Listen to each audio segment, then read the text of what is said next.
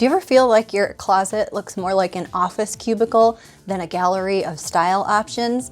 And by cubicle, I mean boring space full of boring things without much personality or inspiration to keep it interesting. If you feel that way, it's okay. I feel you. I was there once too.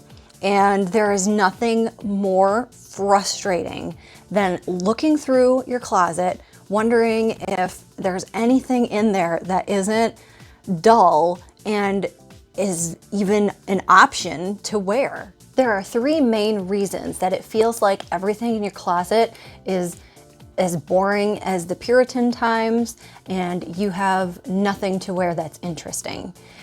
We're gonna go over to Dolores to talk about the first one. Let's go. So here we have Dolores sporting reason number one: too many basics.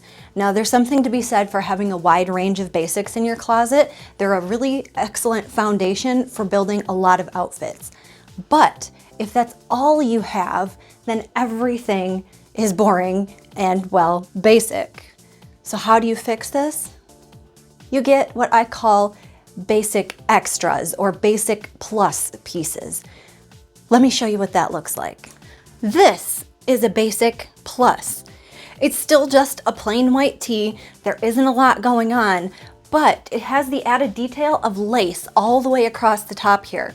So whenever you're looking for pieces that are basic or looking at something that is basic, look for something that has a little extra. Sometimes it's ruching and a V in the front. Sometimes it's detail on the sleeve. Sometimes it's like this, where it's kind of obvious and it's got lace all the way across the top. That makes it unique and different. Maybe it's a different hem. Something that sets it apart from just being a plain old white t-shirt or black t-shirt or whatever color it is, that makes it elevated, that gives it a little extra pizzazz and brings it to life. Something interesting for the eye to look at. Which brings me to our second reason why it feels like your outfits are boring. So Dolores is back in her basics, and now we're going to talk about reason number two: not using enough accessories. So even something as simple as this basic white tee and this basic black skirt can be dressed up simply adding accessories. You don't need to go over the top and use large statement pieces. You know, it doesn't have to be gaudy and cover the entire neck. You don't need like bracelets stacked up to your elbow.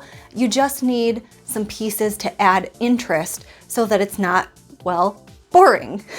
Here's what that looks like. So Dolores got all of three pieces. We added a bracelet, we added the necklace, and we added the hat. And she's already looking more interesting. Small touches like this that you can use from the recommendations in your personal style guide that you get when we work together, that will help you accessorize your outfit and add interest, even if it's just a simple plain white tee and a plain black skirt. And even adding these pieces, just these pieces, like we said, she's already looking more interesting, but there's one more minor thing that you can do, and that's using styling details. Now, styling details is another section that's in your personal style guide, and it's simple things like tucking your shirt or tying it in a knot.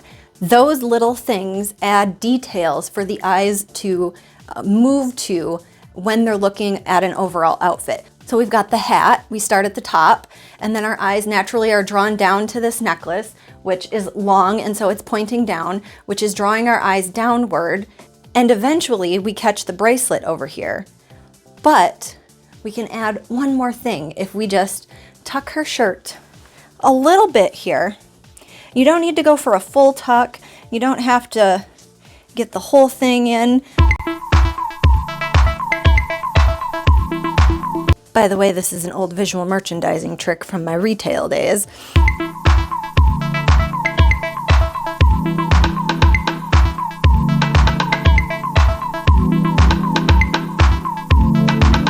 So now, with very simple changes, just adding 1, 2, 3 pieces and this little itty bitty tuck here, she looks pretty interesting. She went from blah to, oh, she knows what she's doing. So style doesn't have to be complicated, expensive outfits that have all kinds of detail and things to look at all over the place. We can add those things to look at by simply including a few accessories and some minor styling details, just so the eye has something interesting to look at. Think of it like a piece of art.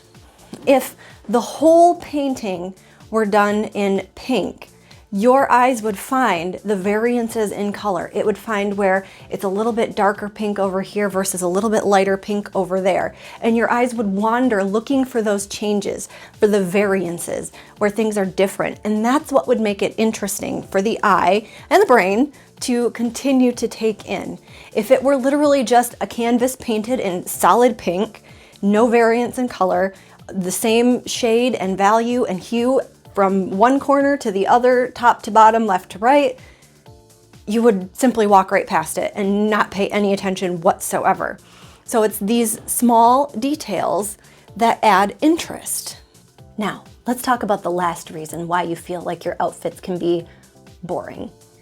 Now, this brings us to our last reason as to why your outfits feel boring. They may not actually be all that boring at all. It may be that you have some very interesting pieces that you wear on repeat with the same partners. So for example, if you have this basic plus white tee and this black skirt and you always wear the two together, that's gonna feel real boring real quick. Now take everything in your closet, pair it up, and wear it with the same partner all the time. You're gonna get very bored very quickly and feel like you're on repeat of the world's most boring sitcom ever, with no comedy. What you're gonna wanna do is mix things up. Instead of wearing this with its same old partner that it always gets paired with, find a different bottom and wear that. Then the next time you wear it, find a third bottom and wear that. If you need help and you just can't see outside of the current pairs that you usually wear together, I have two resources for you. The first is A Closet. A Closet is a closet management app that I live by, and I honestly don't know what I would do without sometimes. You can log everything you own in there and it'll give you outfit suggestions, and you can use it to pair different things together and see it all visually without having to physically touch and pull everything out of the closet. The second resource is Lookastic. Lookastic will give you outfit suggestions based on a piece. So for example, if you have a white tee, you can go into the database, find the white t-shirt, and it will give you outfit suggestions that use a white t-shirt. So if you're having trouble figuring out what else you can wear something with, you can put it into one of these two options and find different ideas that you might have in your closet. Or if you know you want to go shopping and you need a few pieces because you need to replace things, or it's just a new season and you want to add a couple new pieces, this is also an option to find new things that you can look at that will fit with things you've already got in your closet. So that way you're not wasting money on pieces that are useless to you. And before you ask, no, I'm not affiliated with either Lookastic or A Closet, but they are resources that I highly recommend and utilize myself with both clients and for my personal use all the time. I swear by them. And one last thing is, if you still find accessories mystifying a little bit, I have a video coming up on the importance of accessories. So make sure that you like and subscribe and hit the little notification bell so that you get notified when that posts in a couple of weeks. And until then, my darling, spice up those basics and mind your style. Bye.